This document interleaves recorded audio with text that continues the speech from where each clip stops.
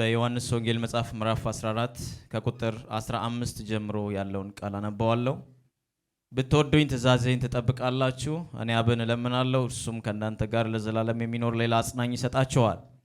እርሱ የእውነት መንፈስ ነው።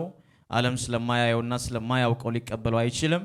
እናንተ ግን አብሯችሁ ስለሚኖር በውስጣችሁም ስለሚሆን ታውቁታላችሁ። ወላጆች እንደሌላችሁ አልተዋችሁም፣ ወደ እናንተ እመጣለሁ። ኢየሱስ ጌታ ነው። ከጥቂት ቀን ጊዜም በኋላ ዓለም ከቶ አያየኝም፣ እናንተ ግን ታዩኛላችሁ። እኔ ሕያው ስለሆንኩ እናንተም ሕያዋን ትሆናላችሁ። እኔም በአባቴ እንዳለው እናንተም በእኔ እንዳላችሁ፣ እኔም ደግሞ በእናንተ እንዳለው በዚያ ቀን ትረዳላችሁ።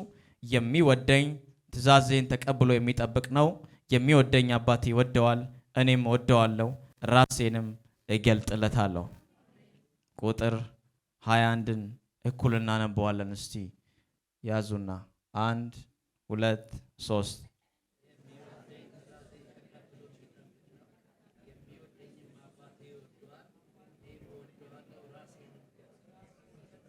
ራሴን ምን አደርጋለሁ? የሚወደኝ ትእዛዜን ተቀብሎ የሚጠብቅ ነው። የሚወደኝም አባቴ ይወደዋል፣ እኔም እወደዋለሁ፣ ራሴንም እገልጥለታለሁ። እስቲ በሉ፣ እስቲ ከኔ ጋር ራሴን በሉ፣ እስቲ እገልጥለታለሁ በሉ። ዛሬ ይሄንን ነው ማካፍላችሁ። ራሴን እገልጥላችኋለሁ በሚል ነው ማስተምራችሁ። ከዛን ይሄው ቃል እዚሁ ደግሞ ሲፈጸም እናየዋለን ማለት ነው። እስቲ የኛ አምላክ በሉ፣ የተደበቀ አይደለም በሉ፣ የተገለጠ ግን ነው በሉ። ሰውን ሁሉ በሉ ሊያድን በሉ ተገልጧል በሉ። ስለኛ በሉ በአደባባይ በሉ ሞቷል፣ በአደባባይ ተነስቷል፣ በአደባባይ ይመጣል። ክብር ለኢየሱስ ይሁን። ለጌታ ጨብጭቡ እስቲ። ኢየሱስ ጌታ ነው። እዚህ ጋር የሚወደኝ ትእዛዜን ተቀብሎ የሚጠብቅ ነው። የሚወደኝ አባት ይወደዋል፣ እኔም ደግሞ ወደዋለሁ፣ ራሴንም ገልጥለታለሁ አለ። እዚህ ጋር በጣም ትልቅ ነገር ማስተምራችሁ ዛሬ ስለመታዘዝ ነው። በጣም ብዙዎቻችሁ ኢየሱስን እንደምትወዱት ልትነግሩኝ ብትችሉም እንደምትታዘዙ ግን እርግጠኛ አይደላችሁም።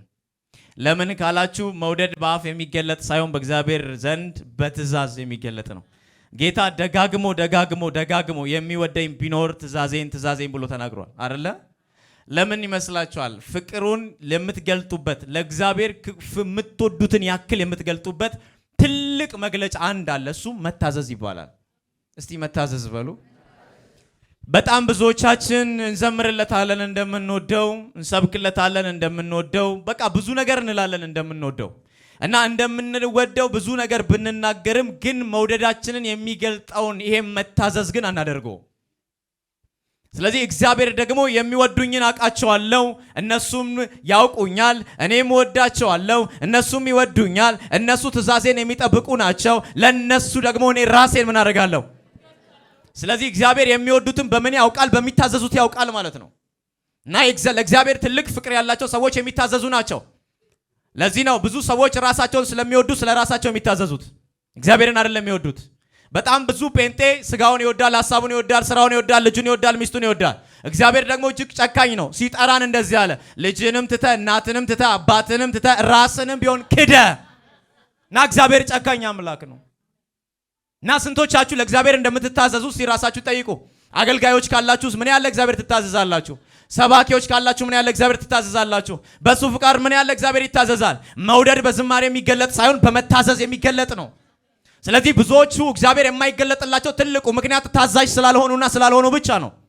ለሚታዘዙ ሰዎች እነዛ ሰዎች እግዚአብሔርን እንደሚወዱ አባት ያውቃል አለ። እኔም በጣም ወዳቸዋለሁ አለ። ለነሱ ደግሞ ራሴን እገልጥላቸዋለሁ አለ። በምን ስትሉ በመታዘዝ እና እግዚአብሔር በብዙ መንገድ ያዘናል። እኛ ደግሞ ለእግዚአብሔር በብዙ መንገድ አልታዘዝንም። በቃል ውስጥ ያዘናል፣ በመሪዎች ያዘናል፣ በአገልጋዮች ያዘናል፣ በስራ ቦታ አለቆች ያዘናል። በብዙ መንገድ በእግዚአብሔር ቃል መሰረት ውስጥ ሆኖ ያዘናል። እና እኛ ስንቶቻችን ለእግዚአብሔር እንታዘዛለን? ጌታን እንደምንወድ በአፋችን ብንናገር ለእግዚአብሔር ምንም አይጠቅመውም ማንታዘዝ ከሆነ። የሚታዘዙ እነሱ እኔን የሚወዱ ናቸው። እነሱ ደግሞ ስለሚወዱኝ እኔ በጣም ወዳቸዋለሁ። እኔ እነሱን የወደድኩባቸው ለነሱ ደግሞ ራሴን እገልጥላቸዋለሁ።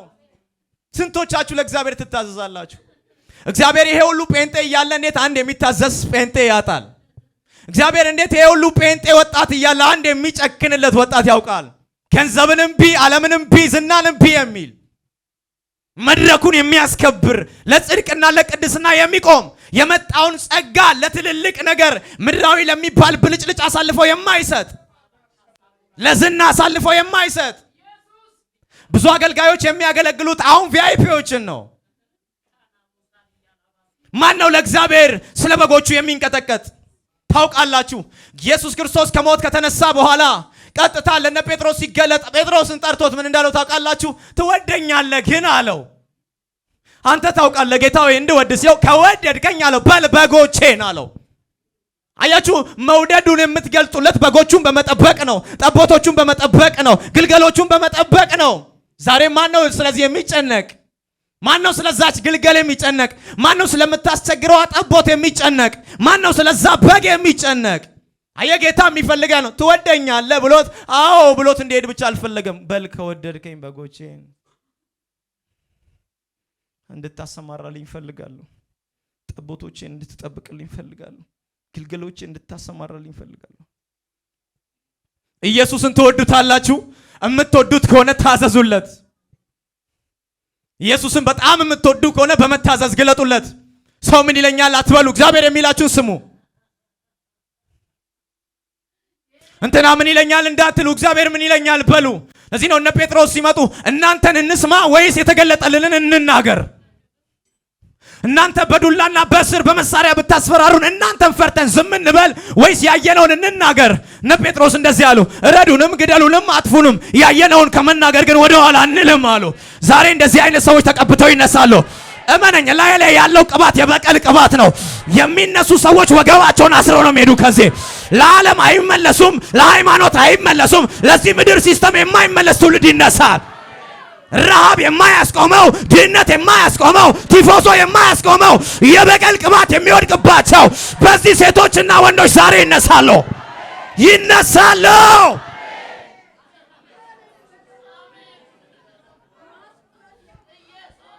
መች ነው ለጌታ የምንታዘዝለት? ልንሞት እኮ ነው፣ ልንሄድ ነው ወደ ጌታ። አንድ ቀን እሱ ደስ የሚለውን ሳናደርግ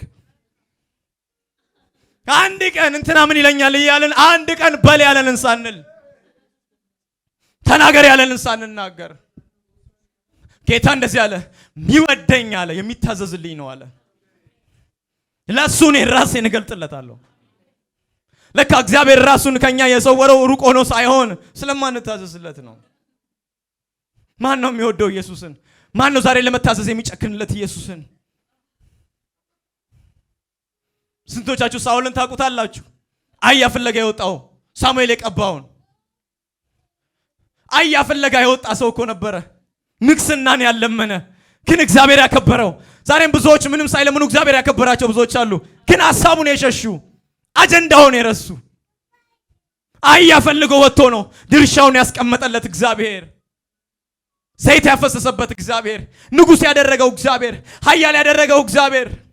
አንድ ቀን ግን እግዚአብሔር ውጣና አጥፋልኝ ሲለው ለራሱ የተመቸውን አስቀምጦ የእግዚአብሔርን ሐሳብ ዞር አድርጎ ስጋው የወደደውን ሐሳቡ የወደደውን ራሱ የተመቸውን አስቀምጦ ጠበቀው እግዚአብሔርን።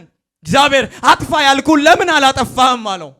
ስራ ያልኩን ለምን አልሰራህም አለው። እግዚአብሔር አዘነ በሳኦል። ሳሙኤል መጥቶ ለምንድን ነው ይሄን ያደረከው ብሎ ጠየቀው። አንዳንድ ሰዎች አሉ እንደዚህ አይነት ምክንያት የሚያቀርቡ፣ ለእግዚአብሔር ብዬ ነው የሚሉ። ለእግዚአብሔር ካልክ እግዚአብሔር ያለህን ነው ማድረግ ያለብህ።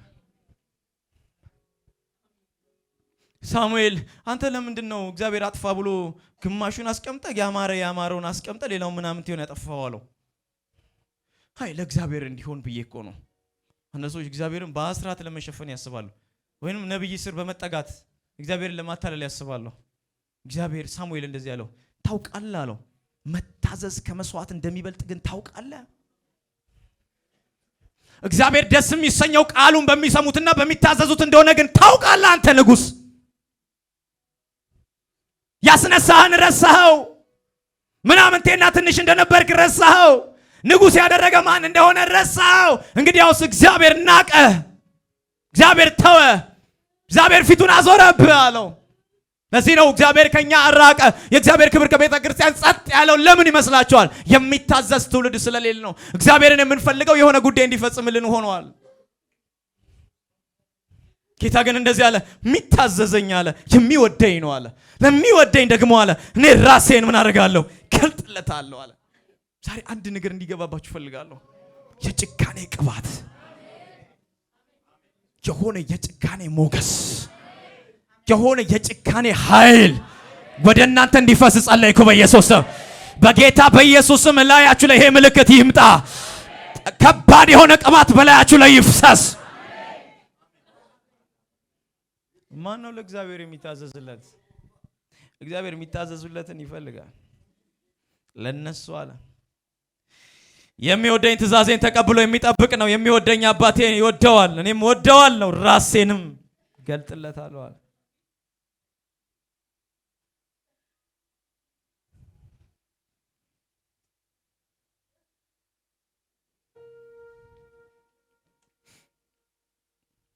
ሉቃስ ወንጌል መጽሐፍ ምዕራፍ 19 ከምዕራፍ 19 ከቁጥር 1 ጀምሮ እስከ 10 ያለውን ቃል ሲደስ የማውጣ አንብብልኝ። ከዛ በፊት ዮሐንስ ወንጌል መጽሐፍ ምዕራፍ 15 እናወጣለን። ወይኔ ያወጣለሁ እሱ።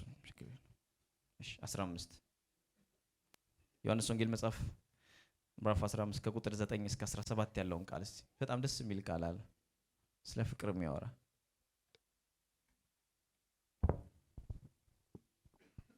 በጌታ በኢየሱስ ማነባለሁ። እሺ አብ እንደወደደ እሺ እኔ ደግሞ ወዳችኋለሁ። እኔ ደግሞ ወዳችኋለሁ። እሺ በፍቅሬ ኑሩ። በፍቅሬ ኑሩ። እኔ የአባቴን ትእዛዝ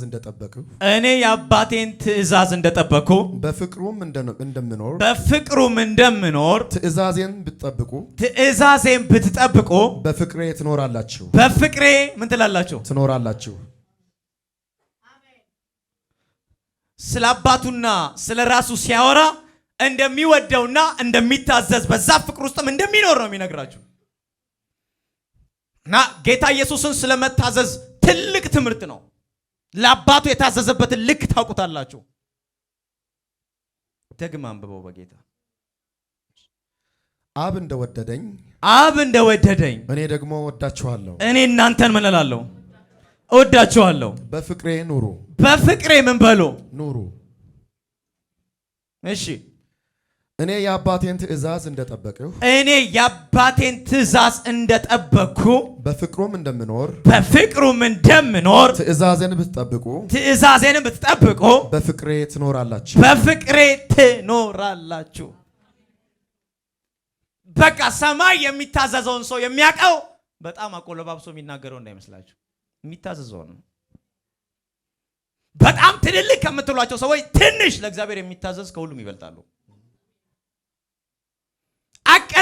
አቀላጥፈው በጣም የሚናገሩ ሰዎችን ከምታዩቸው ተኮላትፈው እግዚአብሔርን እሺ የሚሉ ሰዎች እግዚአብሔር በጣም ይደሰትባቸዋል። እና ዛሬ የምባርካችሁ እሺ የምትሉበት አቅም እግዚአብሔር እንዲሰጣችሁ ነው። ውጣ ሲል እሺ፣ ግባ ሲል እሺ። አስቡት እስቲ አብርሃምን እግዚአብሔር በ75 ዓመቱ ትእዛዝ ይዞበት ሲመጣ አስቡት እስቲ። ቤትን ለቀህ ውጣ፣ የአባትህን ቤት፣ የገዛ እናትህን ቤት፣ ሰፈርህን፣ ወገንህን ለቀህ ውጣ ሲለው ወዴት እንደሄድ እንኳን ሳያውቅ ወጣ ሲላችሁ ዝም ብሎ እኮ ታሪክ እኮ አይደለም። ሰው ህልም አይቶ እንዴት አገሩን ለቆ ይጠፋል? ወደማያውቀው ምድረ በዳ ለመሄድ እንዴት ሰው ይወስናል?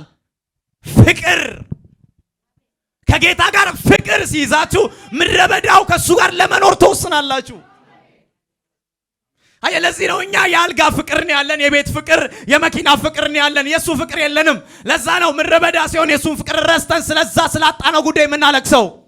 ግን የሱ ፍቅር በምድረ በዳ ውስጥ ምድረ በዳን የሚያስረሳ፣ ግን የሱ ፍቅር በመታዘዝ ውስጥ የሚገለጥ የሚወደኝ ትእዛዜን የሚጠብቅ ነው አለ። እኔ ከአባቴ ጋር የኖርኩት እንደዚህ ነው። ወደዋለሁ፣ ይወደኛል፣ እኔ ደግሞ የሱን ትእዛዝ እፈጽማለሁ አለ።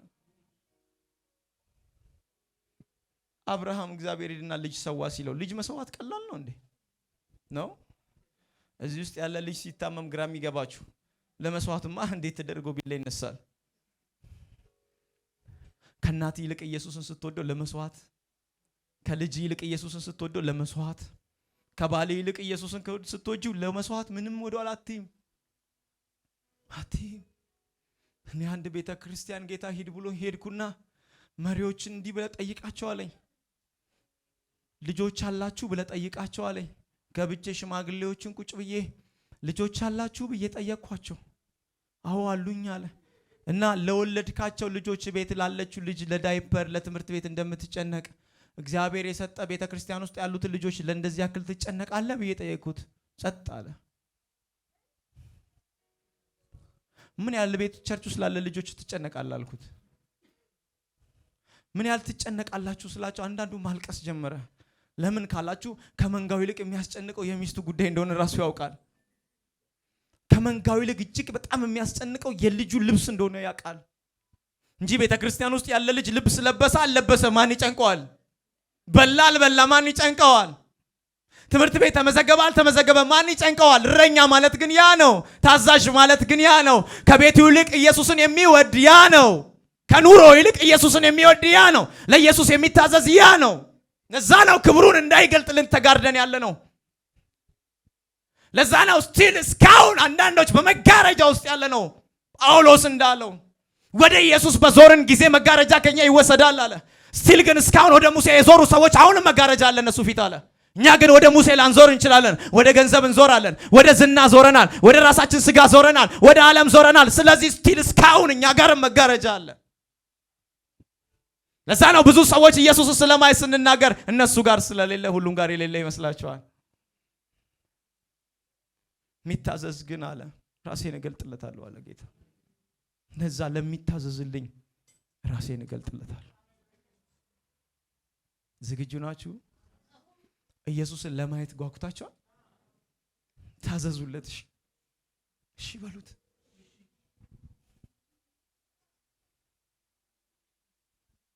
ገና ጌታ ኢየሱስን ያየሁት የመጀመሪያ ጊዜ ጌታ ለሊት ተነሳውና ጌታ ተነስና ውጣለኝ።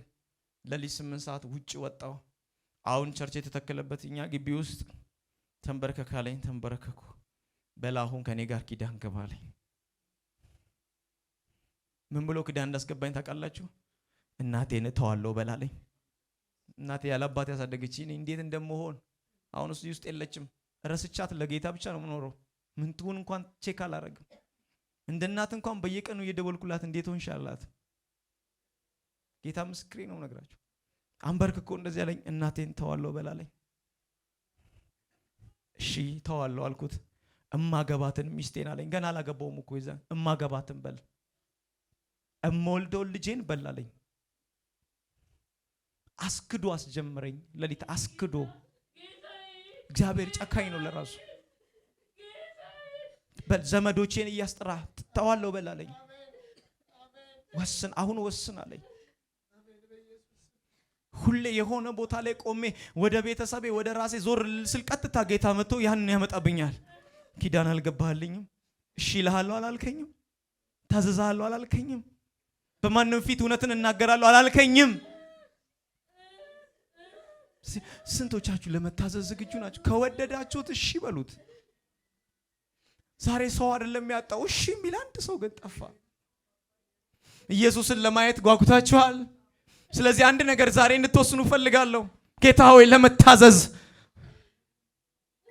እሺ ልልህ፣ ያልከኝን ብቻ ላደርግልህ።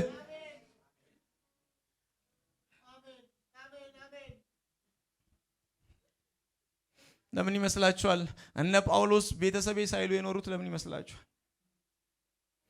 መጽሐፍ ቅዱስ ላይ አንብቡ እስቲ። ስለሰሩት ቤት የተጻፈ የለም እኮ ስለተበጫጨቀ ልብሳቸው እንጂ። ስለወለዱት ልጆች እኮ ገናናነት እኮ ሲወራላቸው አታዩም? ተዘቅዝቀው ተሰቀሉ ነው የሚባል። ተዋረዱ፣ ተተፋባቸው፣ ብዙ ስቃያዩ እሺ በማለታቸው ብቻ። ብዙ ነገስታቶች ወደ እነሱ መጥተው ብዙ ድል ሊሰጧቸው የሚችሉ ቦታ ሊሰጧቸው ብር ሊሰጧቸው የሚችሉ ሰዎች መጥተው ተው ይሄን ነገር ብታቆሙት እኛ ለእናንተ የሆነ ነገር እናመቻቻለን ሲሉ እምቢ።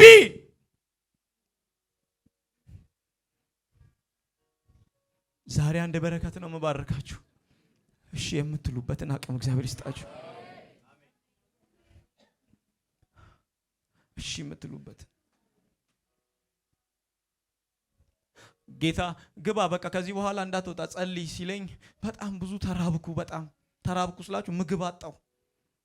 ብዙ ተጎዳው። ጌታን ለማገልገል ሲል በጣም አረ ጌታ ሆይ እኔ ወጥቼ ልስራ፣ ትምህርት እንድማር ያረከኝ አንተ ለምን እንድሰራ አልፈቅድ? እሺ በለኝ ብለኸኝ የለ ስለዚህ እንድትቀመጥ ነው የምፈልገው ይላል። ሰዎች ይመጡና አንተ በዚህ እድሜ የሆነ ነገር አትይዝም ይሉኛል። እሱ ይመጣና እኔን ነው እነሱ ነው የምትሰማው ይለኛል። ለመታዘዝ ተዘጋጁ። የሆነ አቋራጭ ሲስተም ሄዳችሁ የእግዚአብሔር ግሎሪ አታስቡ።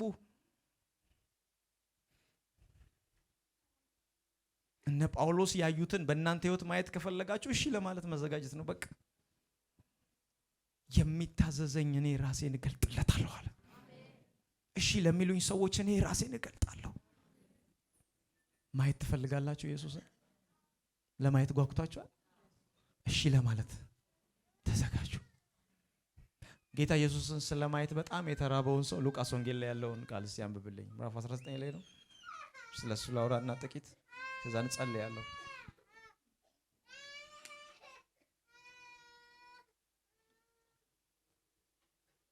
19 ከቁጥር 1 እስከ 10 ወደ ኢያሪኮም ገብቶ ሊያልፍ ነበር። እነሆም ዘኬዎስ የሚባል ሰው እርሱም የቀራጮች አለቃ ነበር። የቀራጮች ምንድነው? አለቃ ነበር። እሺ ባለጠጋም ነበረ። ኢየሱስንም የትኛው እንደሆነ ሊያይ ይፈልግ ነበር። ኢየሱስን የትኛው እንደሆነ ምን ሊል ይፈልግ ነበር? ሊያይ ይፈልግ ነበር። እሺ ቁመቱም አጭር ነበርና ምንድን ነበረ? አጭር ነበርና እሺ ስለ ሕዝቡ ብዛት አቃተው። እሺ በዚያችም መንገድ እሺ ያልፍ ዘንድ አለውና ያየው ዘንድ ወደፊት ሮጦ በአንድ ሾላ ላይ ወጣ። ሊያየው ዘንድ ፈልጎ ወዴት ወጣ? በአንድ ሾላ ላይ ወጣ። ኢየሱስም ወደዚያ ስፍራ በደረሰ ጊዜ አሻቅቦ አየና ዘኬዎስ ሆይ እሺ ዛሬ በቤትህ እውል ዘንድ ይገባኛልና አሜን እሺ ፈጥነህ ውረድ አለው። እሺ ፈጥኖም ወረደ። እሺ በደስታም ተቀበለው። እሺ ሁሉም አይተው እሺ ከኃጢአተኛ ሰው ጋር ሊውል ገባ ብለው አንጎራጎሩ። እሺ ዘኬዎስ ግን ቆሞ ጌታ ሆይ ካለኝ ሁሉ እኩሌታውን ለድሆች እሰጣለሁ። ማንንም በሐሰት ከስሼ እንደሆን 4 እጥፍ እመልሳለሁ አለው። ኢየሱስም እርሱ ደግሞ የአብርሃም ልጅ ነውና ዛሬ ለዚህ ቤት መዳን ሆኖለታል። ምን ሆነ አለ? መዳን ሆኖለታል። አሜን ተባረክ። ኢየሱስ ጌታ ነው። ለዚህ ቤት ምን ሆነ አለ? እኔ ዘኬዎስ በጣም የምወድለት ነገር ዝነኛ ነው፣ ገንዘብ ያለው ሰው ነው። ግን ኢየሱስ ምን ለማድረግ ፈልጓል? ዝናውን ሲሰማ እንደው ምን ነው ባየው የሚል ሰው ነው። ዛሬ እንዲህ ብላችሁ መታችኋል። ባየው ምን ነው ጌታን ባየው እንደው አይኔዎች አንድ ክፍት ብሎ ጌታ ኢየሱስን አይቼው ያ የተወጉ እጆቹን አይቼ ብቻ እግሮቹን አይቼ ያ ከሞት የተነሳው ሕያው የሆነ ተመልሶ የሚመጣው ደግሞ የሚወስደኝ አይቼው ብላችሁ እንዲህ የምትራቡ ሰዎች አላችሁ። ዘኬዎስ ልክ እንደዛ ነው የሆነው። ባየው ብሎ የሚጠብቀው ሰው ነበር ኢየሱስን። ዝነኛ ነው፣ ገንዘብ ያለው ሰው ነው። በዛ ላይ ደግሞ በኃጢአት ውስጥ የሚኖር ሰው ነው። ግን ኢየሱስን ለማየት በጣም የሚናፍቅ ሰው ነበር። ከዛን አንድ ቀን በዛ ሰፈር እንደመጣ ሰማ እና ያ ኢየሱስ እንደመጣ ቢሰማም ኢየሱስ ግን ለማየት በጣም እጅግ ከባድ ነበር። ለምን? እጅግ በጣም ህዝብ አስጠብቦ ነበር፣ ህዝብ በዝቶ ነበርና ዘኬዎስ ደግሞ እጅግ በጣም አጭር ሰው ነበረ። እና ዘኬዎስ አጭር ሰው ስለነበረ ኢየሱስን ለማየት የሚቻል ሁኔታ ውስጥ አልነበረም። ከዛ የተነሳ ገንዘብ አለው፣ ዝና አለው፣ እውቅና አለው። እሱን ሁሉ ጥሎ ዛፍ ላይ ወጣ። ቀላል ጉዳይ አይደለም ማለት ከፊት መኪና ላይ ወርዶ ዛፍ ላይ ከሆነ ስልጣን ላይ ተቀምጠ ብዙ ሰው በማዕረግ የሚያቀሰው ሆነ። እስቲ ያስበዋል። አንድ የሆነ ሃይማኖተኛ የሚያንቀሳቅሰው ምናምን ተብሎ የሚወራለትን ኢየሱስን ዞነ መንደሩ ሁሉ ኢየሱስ እያለ የሚያወራለትን ሰው ለማየት ዝናና አቅሙን ጥሎ ዛፍ ላይ መውጣት ቀላል አይደለም። እና ወጣታ ዛፍ ላይ እና ኢየሱስ አየው። ዘኬዎስ አለው ና ውረድ አለው። እሱ ለማየት ረሃብ እንዳለው አወቀና ማየት ብቻ አይደለም ከዚህ በኋላ አለው እቤት እገባለሁ አለው። ዛሬ ለአንዳንድ ሰዎች እንደዚህ ነው የሚሆንላቸው። እና ለዘኬዎስ እጅግ በጣም የሚያስደንቅ ነው። ሰርፕራይዝ ነው ያደረገው ዘኬዎስ። የሚገርም ነገር ነው እየነገረ ያለው። ፈጥኖ ወረደ፣ አብሮት ገባ፣ ቤቱ ገባ፣ ማዕዱ ላይ አብሮ ተቀመጠ። አስቡት እስቲ ለማየት የጓጓችሁትን እቤታችሁ ሲገባ፣ ማዕዳችሁ ላይ አብሮ ሲቀመጥ፣ እንደው ብነካው ብላችሁ የምትጓጉለትን አብሯችሁ ቤታችሁ ገብቶ ማዕድ ሲበላ አስቡት እስቲ። ቁጭ ብሎ እንጀራን ሲበላ አስቡት አብሯችሁ። እና እንደዚህ ያለ ቤት ተነካና ዘኬዎስ ብድግ አለና እንደዚህ ያለ ቤቴ ከገባ ካየው አንድ ነገር አደርጋለሁ አለው። የአንተ ፍቃድ የምትፈልገውን ነገር ሁሉ ለማድረግ ልብ ውስጥ ወዲያ ውሳኔ መጣ። ያለኝን ሁሉ ለመስጠት ዝግጁ ነኝ አለ። የበደልኩትን ይቅር ለማለት ዝግጁ ነኝ አለ። ይህ ማለት የእግዚአብሔርን ሐሳብ ለማድረግ ሰውየው ለመዘጋጀት ጀመረው። ጴጥሮስ ዘኬዎስ ጌታ እንደዚህ ያለው ከዛን በእውነት ለዚህ ቤት ምን ሆኗል? ለምን ካላችሁ ሰውየው እጅ ሰጥቶ ለመታዘዝ ወስኗል። ስለመታዘዝ በጣም ብዙ በነገራችሁ ነገር ቢኖር ትልቁ የኢንካውንተር ጉልበት እንድትታዘዙ ያደርጋቸዋል። ትልቁ ማለት ነው። እና ታስታውሳላችሁ ለኢሳይያስ እግዚአብሔር ሲገለጥለት አየሁት ካለ በኋላ ትዝ ይላችኋል።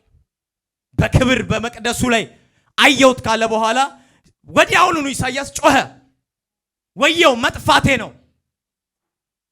ለምን ስትለው አንደበቴ ረክሷል፣ በዙሪያ ያሉም ረክሰዋል። ባይዘው ብዙዎቻችን ሰው ላይ የምንጠቁመው ጌታን ስላላየ ነው። ልክ ጌታ ሲገለጥ መጀመሪያ ራስን ነው የምታየው። ወይኔ ትላለህ፣ ምን ውስጥ ነው ያለሁት ነው የምትለው። እና ወዲያው ኢሳይያስ እንደዚህ ያለ፣ ምን ውስጥ ነው ያለሁት? በዙሪያ ያለው የቆምኩበት ስፍራ ሁሉ የረከሰ ነው፣ መጥፋቴ ነው ወየው ሲል መልአክ መጣ፣ ዳሰሰው፣ አትሞትም አለው።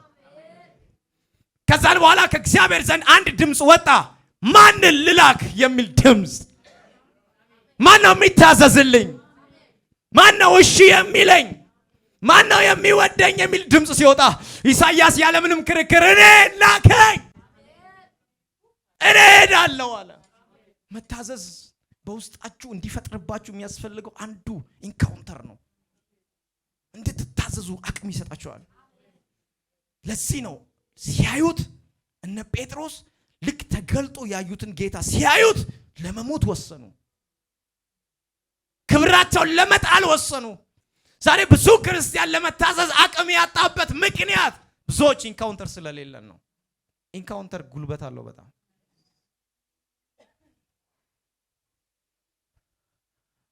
ጉልበት አለው። በጣም ሰፊ ትምህርት ቢሆንም ውስጤ ስለመጣ ልንገራችሁ።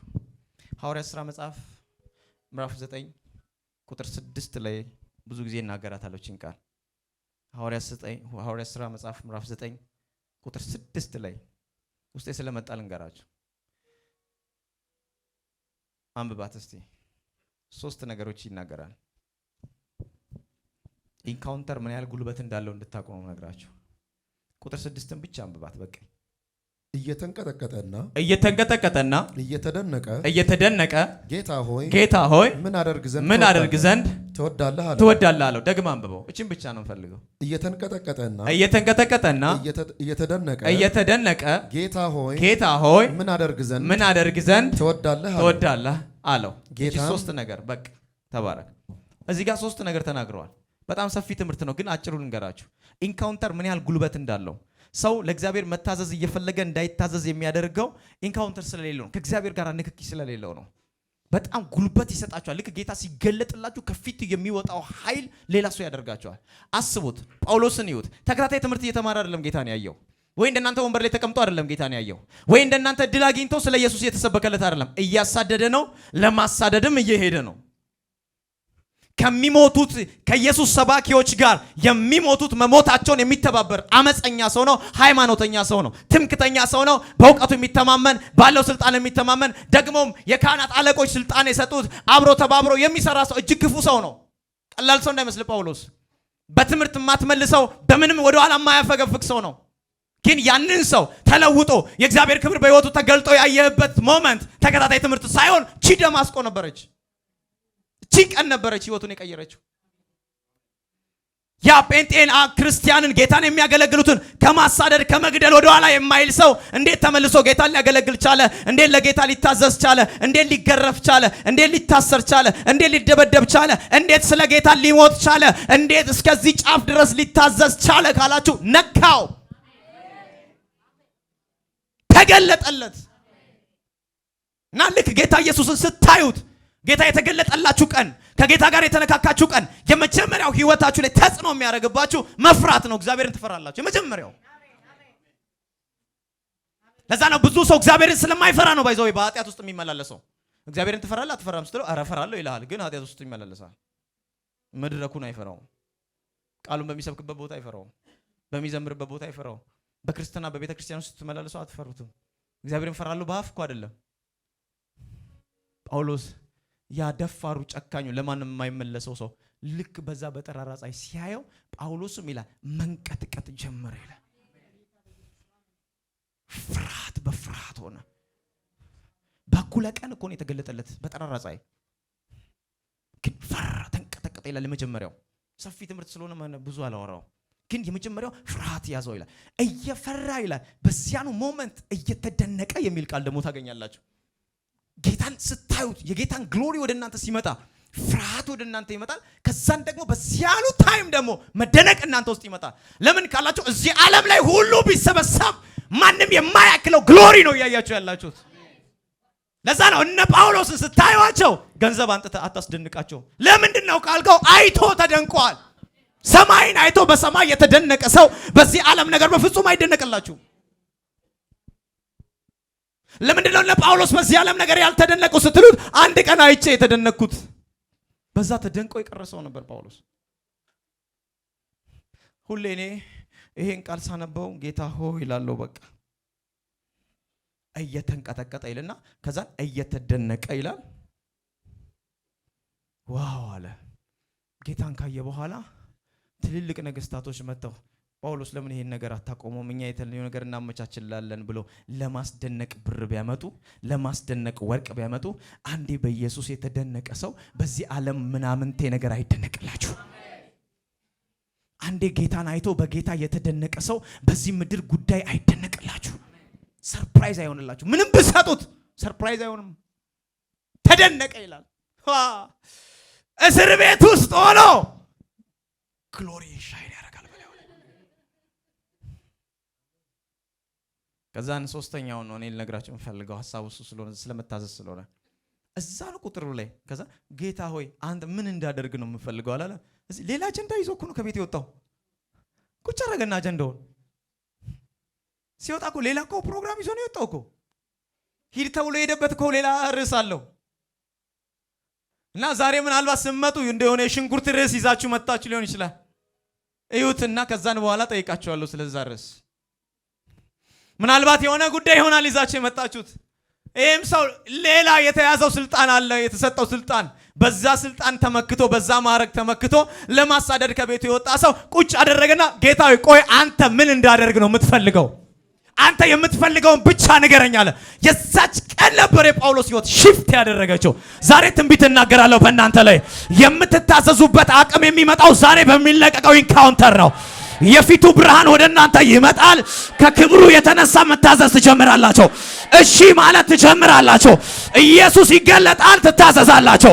ለሱ ብቻ ኖራችሁ እድሜያችሁን ትጨርሳላችሁ። በኢየሱስ ስም ይሁንባችሁ። በመታዘዝ ውስጥ ክብር ይገለጣል። እንድትታዘዙ ደግሞ የሱ መንካት እናንተን ያስፈልጋል። ከሱ ውስጥ የሚወጣ ኃይል አለ። ለዚህ እኮ ነው እነ ጴጥሮስን እንዳትወጡ አላቸው ከኢየሩሳሌም እንዳትወጡ። እውነት ነው መነሳቴን አይታችሁ ደጋግሜ ተገልጬላችኋለሁ፣ ግን እንዳትወጡ።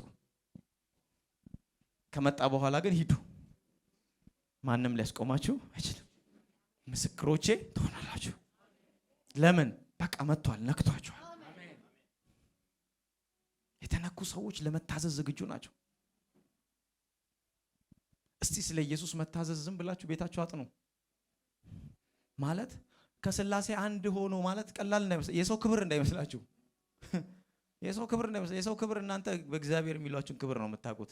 የሰማይ ክብር እንደ ሰው ክብር አይደለም። ለዛ ነው እግዚአብሔር ብዙ ጊዜ የሚናደደው እናንተ የሰውን ክብር የምትፈልጉት የእግዚአብሔርን ክብር አትፈልጉም ይላል። ለምን ማትፈልጉት የእግዚአብሔርን ክብር ይላችኋል? ለምን? ከዚህ ምድር የሚገናኝ አይደለም የሰው ክብር።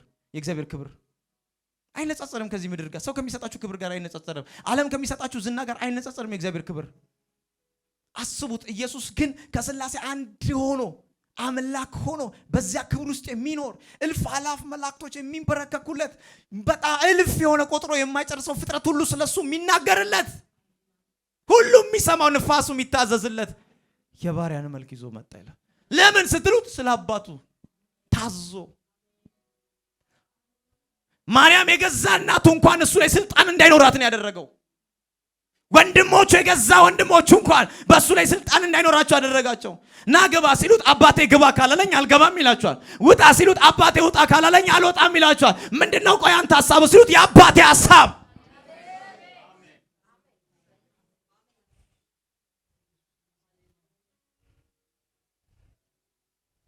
እናት እያለው እኮ ነው ያ ሁሉ ውርደት የመጣበት ስለ አባቱ ሲታዘዝ።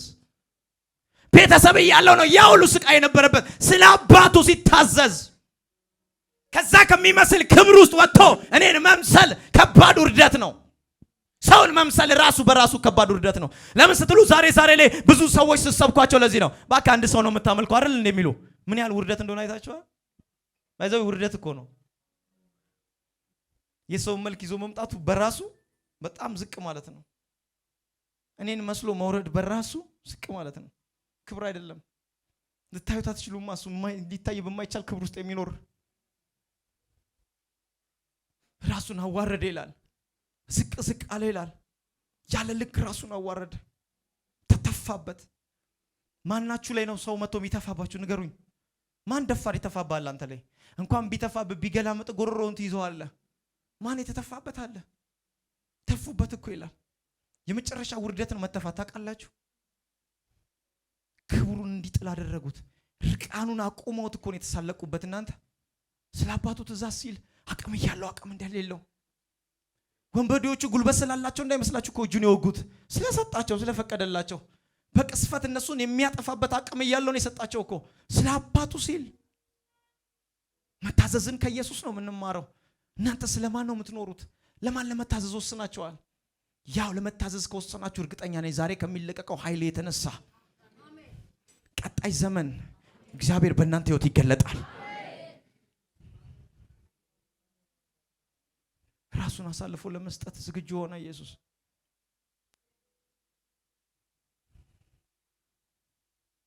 ጌታ ሆይ በሉ እስቲ ዛሬ በሉት ከሚገለጠው ኃይል የተነሳ አንተን አይሃለሁ፣ ላንተ ታዘዛለሁ። ጌታ ሆይ በሉት የምታዘዝበት አቅምን ስለምትሰጠኝ አመሰግንሃለሁ። ስለዚህ ያለ ልክ እግዚአብሔር ከፍ እንዲያደርጋችሁ ከፈለጋችሁ ያለ ልክ ለእግዚአብሔር ለመታዘዝ ወስኑ። የሚመች ቦታ ሲሆን እሺ፣ የማይመች ቦታ ሲሆን እምቢ አትበሉ። ሁሉን ክዳችሁ ደግሞ ለሱ እንድትታዘዙ የሚያደርጋችሁ ኢንካውንተር ዛሬ ለእናንተ ይለቀቃል።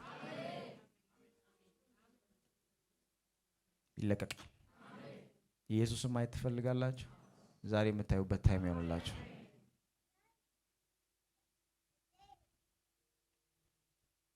ለዛ ነው ኢየሱስን ስለማየት ደጋግሜ ለሰዎች ጸልይ ደስ ብሎኝ የምጸልየው። ሰዎች ጌታ ኢየሱስን ካዩ በኋላ በቃ በፍጹም ወደ ኋላ ተመልሷቸው።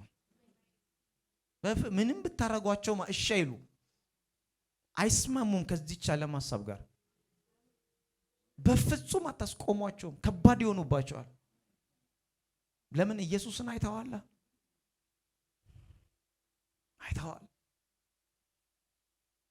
ኢየሱስ ጌታ ነው። ባለፈው እዚህ ጉባኤ ውስጥ አንድ እህት ስትናገር ሰምታችኋል። ጌታን ካየችው በኋላ አንድ ሰው የሚታዘዝልኝ እሺ የሚላክልኝ ሰው አጣዋለ ጌታ ስትል፣ እኔ ቤት ሁሉ ገብቼ አልወጣለ ከውስጤ አንድ ሰው የምልከው ሰው። ዛሬ ከጨከናችሁ ይሄ ክብር ስለሚመጣ ትላካላችሁ። እውነቴን ነው የምነግራችሁ፣ ትላካላችሁ። ኢየሱስ በዚህ እንደመጣ እርግጠኛ ናችሁ? አሁንም ጸልይበት ሰዓት ደርሷል። ግን አንድ ነገር ነው መልእክቴ ዛሬ እንዳትረሱ። ለሚታዘዙልኝ ራሴን ለሚታዘዙልኝ የሚወዱኝ የሚታዘዙልኝ ናቸው። የሚታዘዙልኝ ደግሞ እኔ ራሴን ብትወዱኝ ትእዛዜን ጠብቁ። ትእዛዜን ከጠበቃችሁ ወዳችኋለሁ። ራሴን ለእናንተ ከወደዳችሁ ታዘዙለት። ከታዘዛችሁለት ራሱን ይገልጥላችኋል። በቃ እሺ ለማለት ከተዘጋጃችሁ ራሱን እሱ ይገልጥላችኋል። ክብር ለኢየሱስ ይሁን።